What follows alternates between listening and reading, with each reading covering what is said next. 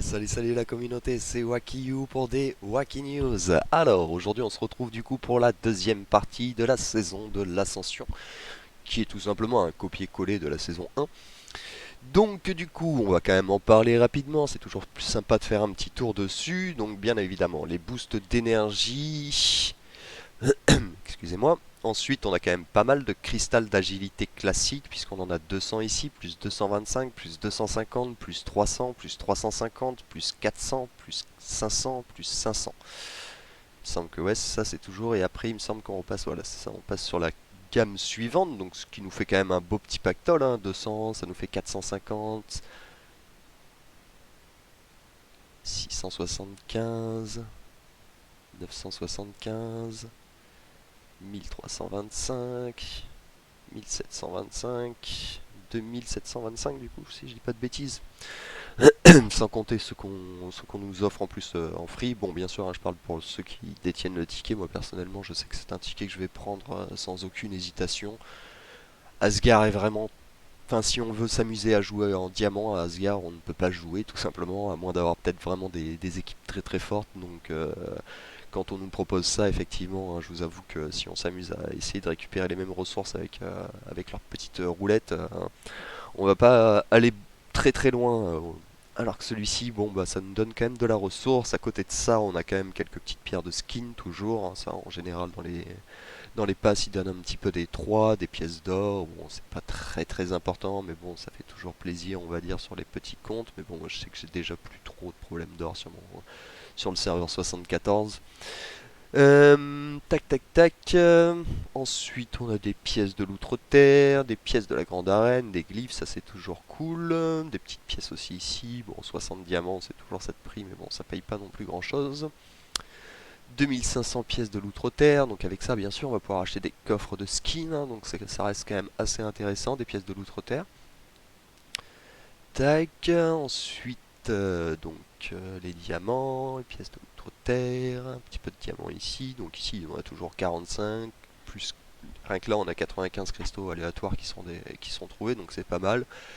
Les héros élus d'Asgard, bon, je sais pas, après c'est peut-être moi qui rate une info, mais je vois pas pourquoi c'est eux les héros élus de Asgard déjà. Enfin, il y en a aucun qui, à part Nebula, qui est sur la team vraiment alpha d'Asgard, donc bon, bah, il les appelle quand même élus d'Asgard, bon, très bien. Donc Théa, on l'a tous dès le début de la partie, donc je vois pas à quel moment on donne ce héros dans un pass. King Mao, on peut acheter ses pierres dans l'outre-terre. Sombre étoile, je sais plus, mais il me semble pas que ce soit un héros très compliqué à avoir non plus. Il y avait Artemis aussi. Artemis, on peut avoir ses pierres dans la campagne. Je sais qu'il y a Juge. Il y a Kai aussi. Kai, je crois qu'on peut les avoir dans les pièces de la tour. Donc vraiment aucun héros qui a une... En fait, voilà, c'est...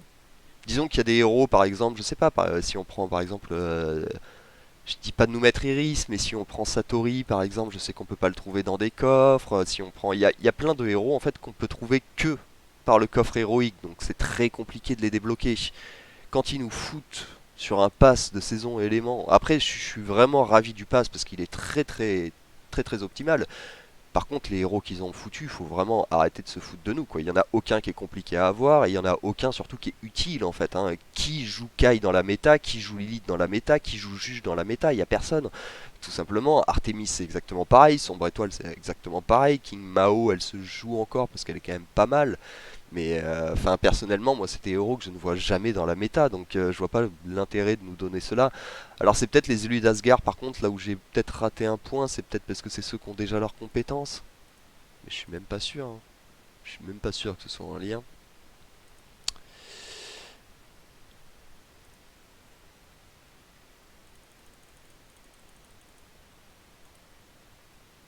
Ouais c'est ça en fait, c'est juste que en fait c'est tous des héros qui ont récupéré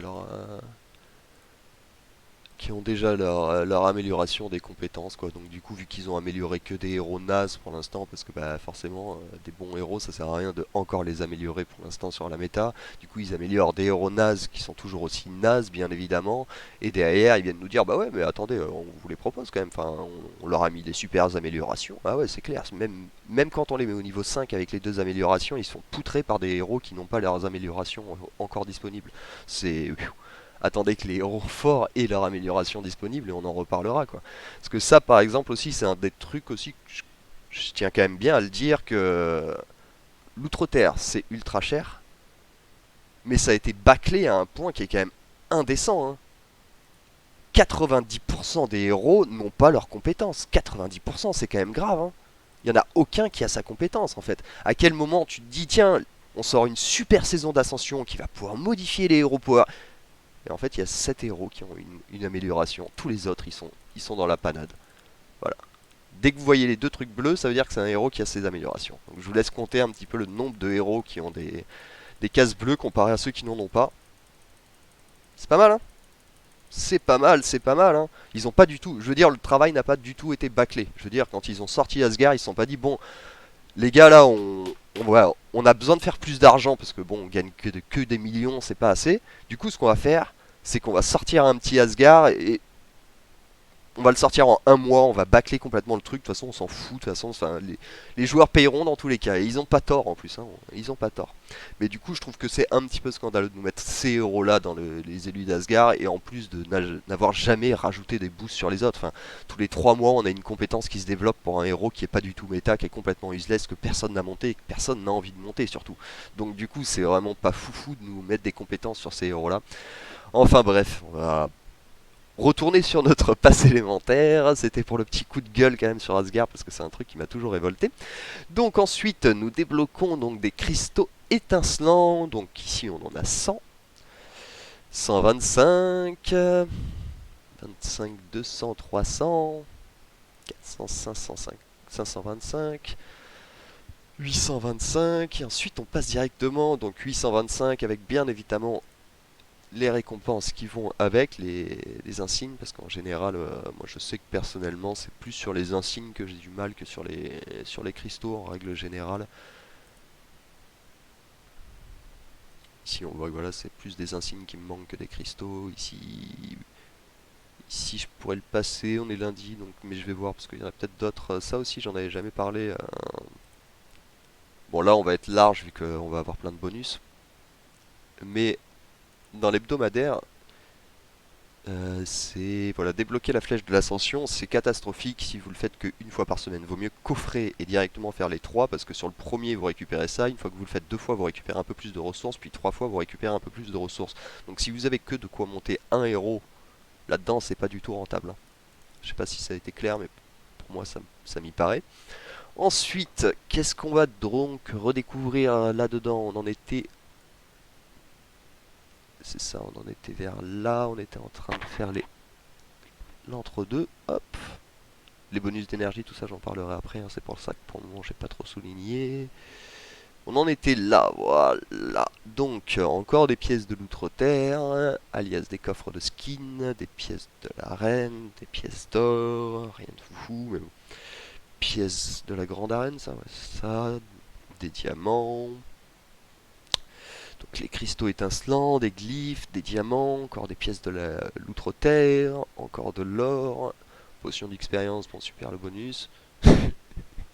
Faut quand même voilà, je suis Akiyu, je râle un petit peu, vous me connaissez, donc il faut quand même que je trouve quand même des trucs à redire. Les 18 glyphes, bon, c'est toujours pas mal, c'est sympa, hein, ça fera jamais de mal, mais bon, c'est à quelle vitesse ça part. Ensuite, du coup, on arrive sur les cristaux rayonnants.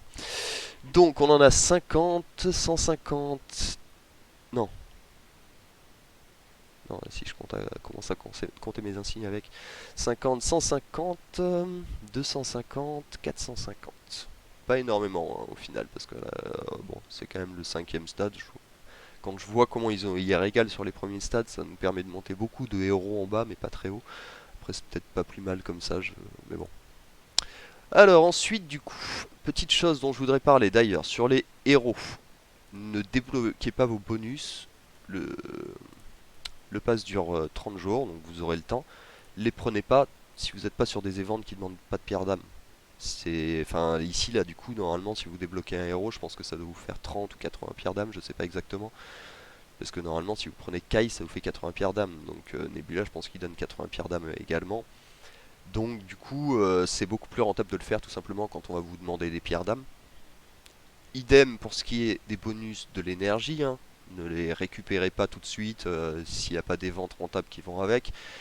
Les bonus d'énergie, c'est vraiment quelque chose qui est très très rentable, hein, parce que je sais plus exactement, on avait fait un calcul de combien ça revenait en diamants, et je crois que ça revenait quasiment à 10 000 diamants avec les bonus d'énergie, donc vraiment c'est très très très rentable ces petits trucs. Donc là on va avoir 6 jours, on va avoir 8 jours, et je crois qu'on en a en 10 jours, voilà, et c'est le dernier par contre. Voilà. C'est bien cela, et ouais, donc pareil, hein, utilisez-les sur des events tant qu'à faire, hein. Moi je sais que celui-ci va sûrement servir pour le summer dans tous les cas, j'utiliserai un autre pour le synergie élémentaire, mais dans tous les cas ce sera 3 jours, et puis après bon, bah, on verra un petit peu ce qui nous sort comme petit bonus, comme petit event qui peut valoir le coup de débloquer cette énergie comme ça. Pour ceux qui ne savent pas, donc du coup il y a le billet d'or, hein, ça normalement j'ai plus besoin de le présenter. Donc vous avez des quêtes quotidiennes, des quêtes sur 3 jours et des quêtes à faire en une semaine, donc qui sont en général un petit peu plus compliquées, mais pas forcément, parce que là par exemple effectuer 65 achats à la boutique, si vous venez là effectivement ça va vous faire beaucoup d'achats à faire, vous allez le faire en 6 jours, mais comme j'en avais déjà parlé par exemple, hop, si on va dans la vallée des titans, qu'on vient voir ce marchand. Attendez, tant qu'à faire, on va faire ça dans les règles de l'art. Bref, dans tous les cas, hop. Dans tous les cas, je pourrais pas en acheter 9000. Hop, on fait ça, vu que dans tous les cas, ma monnaie, je la dépenserai là-dedans. Et à partir de là, nos achats sont faits très facilement dans la journée. Tac, ce qui va nous permettre d'avoir accès aux autres trucs, aux autres bonus, pardon, pour les qui demandent d'être passés au niveau 2. Donc en général, les premières missions nous font passer énormément de niveaux, hein. Comme on peut voir là, j'ai pris 10 niveaux juste avec une grosse mission. Donc il y a des missions bien évidemment qui sont requis pour ceux qui ont le billet d'or en plus. Si vous n'avez pas le billet d'or normalement et que vous réussissez toutes vos quêtes, hein, vous arriverez jusqu'au bout. Après, il faut vraiment pas en rater une normalement. Quoi qu'il me semble que si, je crois que j'avais raté une grosse sur un pass et j'avais quand même réussi à avoir jusqu'au bout. Donc j'avais eu juste un coffre par contre, mais hop, bah écoutez, je pense qu'on a fait le tour pour aujourd'hui. On se retrouvera très très bientôt de toute façon pour reparler de ça. Donnez-moi votre avis si vous pensez qu'effectivement c'est pas mal vous aussi. Puis on se retrouve très très bientôt. Comme d'habitude, n'hésitez pas à lâcher un petit pouce et à vous abonner pour donner un petit peu plus de visibilité à la chaîne. Et on se retrouve bientôt. Allez, ciao ciao!